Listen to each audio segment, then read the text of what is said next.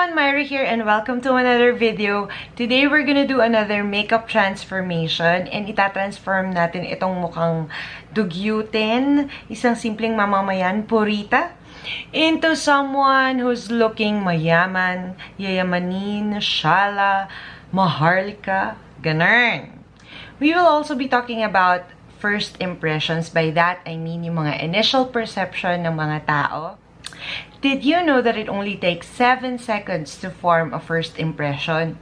Well, sana nakapagbigay ako ng good first impression sa'yo para hindi ka mag-click away at tapusin mo tong video na to.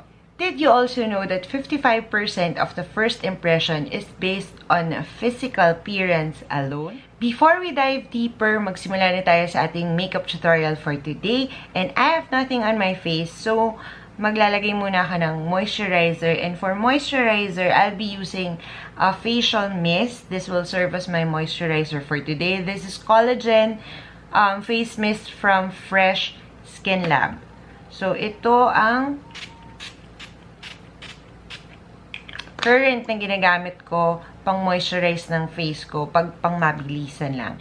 We often say don't judge a book by its cover, pero tayo bilang tao, we are wired to do just that. Oftentimes, we let our first impressions dictate kung paano natin itatrato yung tao na kaharap natin. So, mag-foundation muna tayo. I have here the All Day Matte Liquid Foundation from BLK in the shade Sand.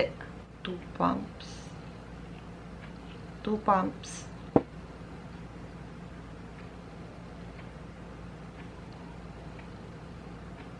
Okay, so habang biniblend ko to, meron ako ikukwento sa inyo. Alam niyo ba na a few years ago, meron akong na-experience na some sort of discrimination based sa itsura ko. So one time, nagpunta ako ng bangko because I'm supposed to pay business tax at that time. Okay, so just to give you an idea kung ano yung itsura ko, kagagaling ko lang dun sa tindahan namin. And yung tindahan namin, naka-expose yun. So, maalikabok dun, tsaka yung tipong maglalapot ka pag dun ka nag-stay, ganon. So, hindi na ako nag-aayos pag dun ako sa tindahan namin. And since yung bangko malapit dun sa tindahan namin, nilakad ko lang siya. Ngayon, pagdating ko dun sa bangko, siguro, meron pa akong pawis-pawis na butil sa mukha ko, ganyan. Tapos naka-t-shirt lang ako, parang ganito. T-shirt lang, ganyan. So, pumunta ako dun sa counter, tapos sabi ko dun sa babae, dun sa counter, magbabayad po sa BIR. And then, she was like, tinignan niya yung papeles ko, tapos, kasi I think meron akong nakalimutang just a little detail doon sa aking papel. Sinungitan niya ako. Tapos, after niya akong sungit-sungitan, parang wala na siyang pakialam sa akin. Tapos, parang sabay subo ng pagkain. Alam mo yun, yung parang dead makels lang sa akin. Mag-concealer muna ako. This is Maybelline in the shade 10 Light. Maybelline Fit Me. Ayan, dito lang para matakpan ng ating nangingitim na mata. Ayan.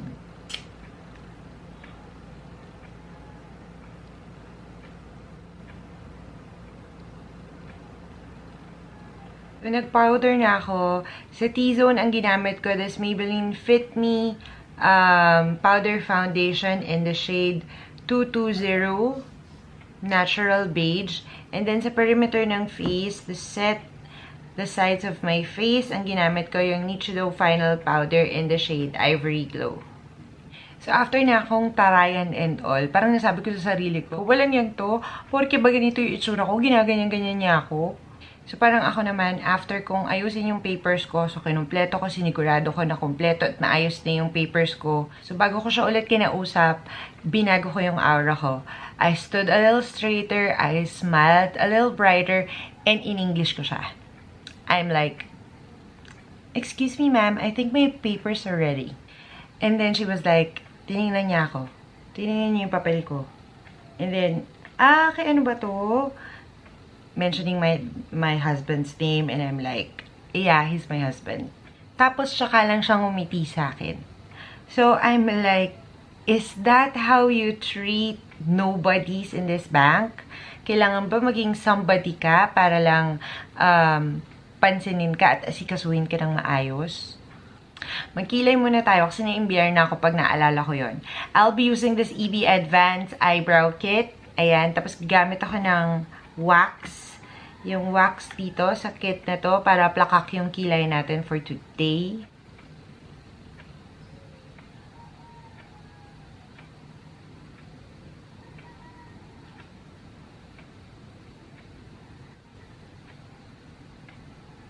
Ayan, kilay are done.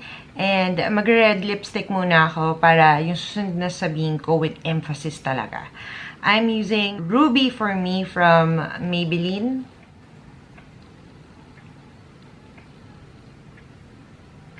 Ayan, pulang-pula para galit na galit. Doon ko napagtanto na minsan talaga kailangan na mag-ayos ka or magmukha kang maayos para tratuhin ka ng maayos. Na minsan kapag hindi ka mukhang presentable, yung iba yung turing sa'yo ng ibang tao. Okay, so proceed na tayo sa eyes. Gamit ako ng medyo grayish na transition color. I'll be using Detail Makeover All Day Matte Eyeshadow Palette in 01 Day. And ito yung gagamitin ko, this one. I tap dito sa takip and then sa may crease area. Para lang mabigyan ng depth itong area na to. Ito natin ilalagay. I'm using yung flat blender ni Mama Ann. So, i-define ko lang yan. And then, i-extend ko siya palabas ng kaunti.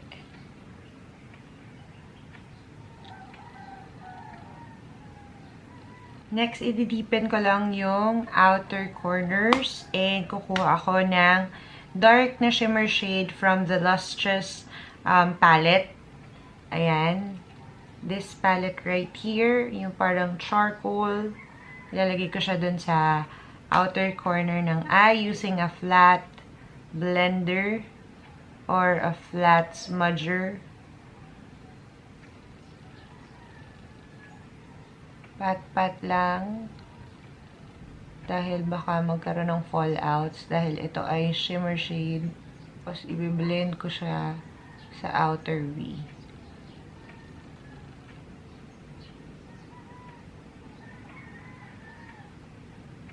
Same palette, kukuha ako ng light shimmer shade. Itong shade na to. Ilalagay ko siya sa inner half of my lid.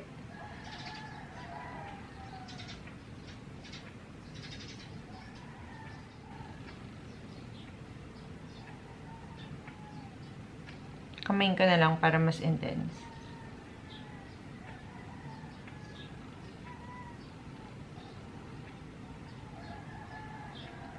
Balikan ko yung brush na ginamit ko kanina. Ipagbe-blend ko lang yung dalawang colors together para walang harsh line. And then, kukuha ulit ako ng matte shade na ginamit natin sa transition. And then, i-extend ko siya sa lower lash line.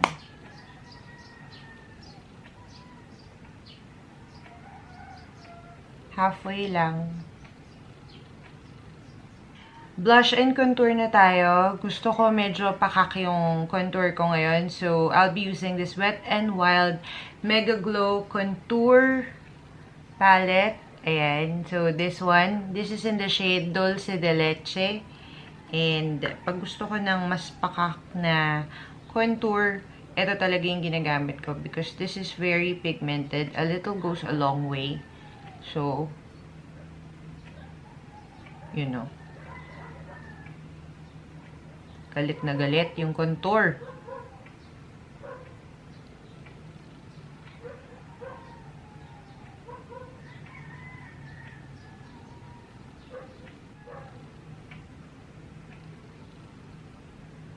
For my blush, ito yung gagamitin ko. Ayan, nakikita niyo ba? Parang meron siyang reddish pinkish na may shimmer.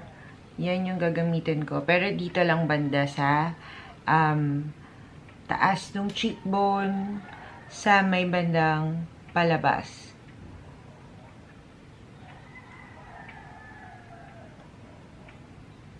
Contour na rin ako ng nose. For the nose, I'll be using this Vice Aura Contour in the shade For Sure.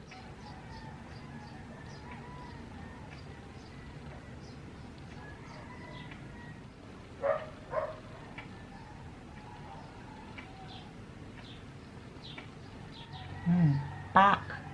Okay, tapos maglagay na tayo ng blinding na highlight para masilaw yung mga judgmental na tao. Ayan, ang gagamitin ko ay Vice Aura Glow in the shade Splendid. Tapos ilalagay ko siya papunta dito sa may ilalim ng brows.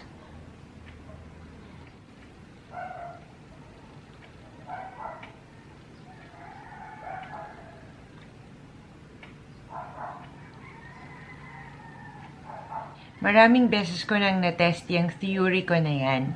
Lalo na dito sa probinsya. And most especially when you're dealing with people working in government-owned facilities. Grabe, sobra yung parang discrimination na parang kailangan pag mukha kang Purita, mukha kang walang kaya, parang hindi ka pinapansin. Pero kapag mukha kang nakakaangat sa buhay, at saka yung medyo yayamanin ang dating mo, yan, saka ka lang nila aasikasuhin, saka ka lang nila kakausapin ng maayos, at saka ng matino. Lalagay lang ako ng highlight dito sa inner corner para ma-brighten up tong area na to. Yan. Then, maglalagay ako ng liner, mascara, and falsies, and I will be back. Ayan, ito yung ating final look. At inabutan na ako ng ulan, so I need to wrap everything up. I know na natural sa atin na mag-form ng first impressions about sa isang tao. But I hope that we don't let that first impressions dictate how we are to treat that person. Whether that person looks, alam mo yon, yung dugyutin, or whether that person looks like maayos, yayamanin, alam mo yon, matuto tayong makipag ugnayan dun sa tao na yon ng maayos. Kasi kahit papano, kahit anumang antas yan, kahit anong itsura niya, kahit sino pa man yan, kahit ano pa yung estado niya sa buhay, kailangan matuto tayong humarap bilang tao. Meaning, kailangan maayos tayong makipag-usap. Let's be kind to one another. Huwag tayong maging judgmental na tao at huwag tayong maging mapangmata. Well, I hope you enjoyed this video, and if you did, please give this video a thumbs up, and kung hindi ka pa nakakapag-subscribe sa channel ko, please do subscribe. Also, hit the bell to be notified whenever I upload new videos. You may also follow me in my other social media accounts. I'm Myra Paneda on Facebook, Twitter, and Instagram.